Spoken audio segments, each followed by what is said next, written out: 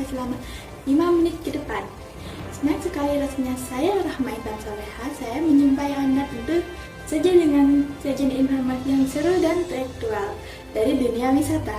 Topik utama pagi hari ini adalah tempat wisata alun-alun Mojokerto. Mojokerto sebagai daerah industri tidak lantas membuat kota ini punya spot menarik untuk dikunjungi. Salah satu tempat yang bisa dikunjungi adalah alun-alun kota Mojokerto atau Mojokerto Square. Tugu kebanggaan ini terletak di bagian tengah alun-alun. Terdapat sebuah tugu yang berukuran cukup besar dan bentuknya unik. Masyarakat setempat menamakan sebagai cermin penilon atau cermin untuk mawas diri. Keberadaan tugu di alun-alun ini sebagai tanda penyerahan kekuasaan Mojokerto ke tengah pemerintahan Indonesia dari tangan kolonial Belanda.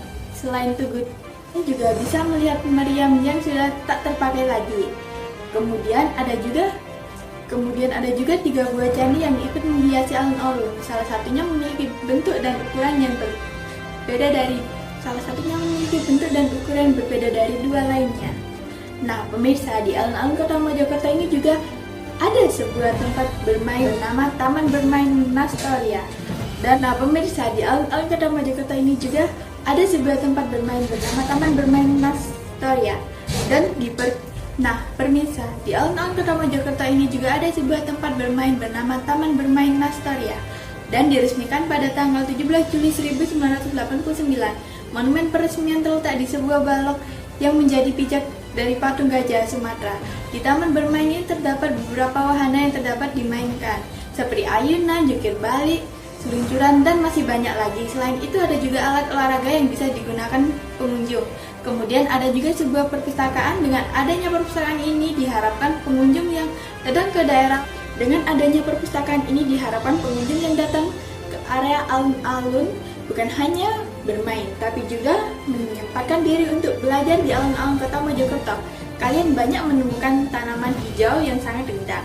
Salah satunya yang menarik perhatian adalah pohon kelapa sawit yang berjajar rapih mengelilingi alun-alun ini. Berpadu dengan taman hijau lainnya membuat alun-alun menjadi lebih sejuk. Selain itu, sisi timur dan barat disediakan area untuk menikmati kuliner atau bisa disebut food court berkonsep ruang terbuka atau skywalk. Waktu pengunjung bisa mendapatkan pemandangan dengan latar kawasan alun-alun. Ada juga tempat untuk live musik, sehingga bisa untuk kegiatan atau acara tertentu. Gimana pemirsa? Informasi selengkapnya akan disampaikan kepada rekan saya Helmi yang sudah berada di lapangan. Bagaimana Helmi?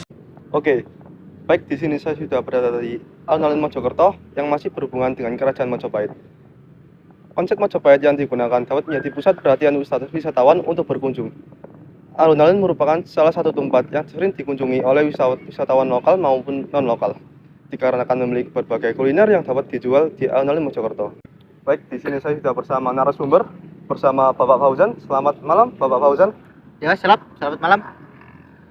Nah, baik. Nah, kira-kira nih, alun-alun ini sudah berapa lama menjadi destinasi untuk wisatawan? Mungkin kira-kira 105 tahun ya, sama kayak ulang tahunnya Mojokerto. Nah, menarik nih. Selanjutnya Bapak Fauzan. Mengapa tempat ini bisa dijadikan tempat wisata, Bapak Fauzan? Mungkin para wisatawan yang berkunjung ke alun-alun dapat melihat pesona keindahan yang ada di alun-alun Mojokerto ini dan mungkin ingin mencoba beberapa kuliner yang ada di food court alun-alun Mojokerto. Oke, Bapak Fauzan. Nah, Bapak Fauzan, selanjutnya nih, apa yang menjadi daya tarik tempat wisata ini, Bapak Fauzan?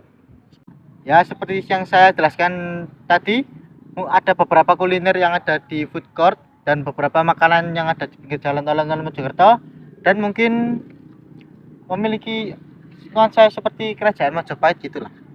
Oke, Bapak Fauzan, yang selanjutnya nih, adakah sejarah dari tempat wisata ini? Setahu saya alun-alun itu dibuat pada tahun 1838 yang dinamakan alun-alun Wiraraja. Nah, itu aja sih. Menarik. Nah, Bapak Fauzan, adakah jadwal tempat wisata ini bisa dikunjungi? Sepertinya tidak ada ya, karena di sini tuh tempatnya gratis, cuma ada beberapa biaya parkir aja sih. Oke. Baik, Bapak Fauzan, bagaimana tempat wisata ini diperkenalkan di khalayak luas agar lebih dikenal? mungkin bisa dipromosikan atau diiklankan melewati media sosial seperti TikTok, YouTube ataupun Instagram. Ya sekali ya. Oke, Bapak Hasan. Bagaimana sih turut serta warga sekitar dalam melestarikan tempat wisata ini, Bapak Hasan? Mungkin dengan tidak membuang sampah sembarangan sama menjaga lingkungan aja sih. Nah, terakhir ini, Bapak Hasan. Apa saja sih dampak-dampak yang dihasilkan dengan adanya tempat wisata ini secara sosial maupun ekonomi? Mungkin secara sosial kita dapat mendapatkan teman ya, secara umum mungkin ini kan tempat wisata yang berarti ada beberapa wisatawan yang mungkin berkenalan di sini, dan kalau secara ekonomi mungkin membantu para pedagang lokal untuk meningkatkan keuangan mereka. Sudah. Baik, sekian dan terima kasih. Kita akan kembalikan ke presenter kita. Wow, keren kan? Karena di sini kita akan memberikan yang terbaik buat pemirsa semua.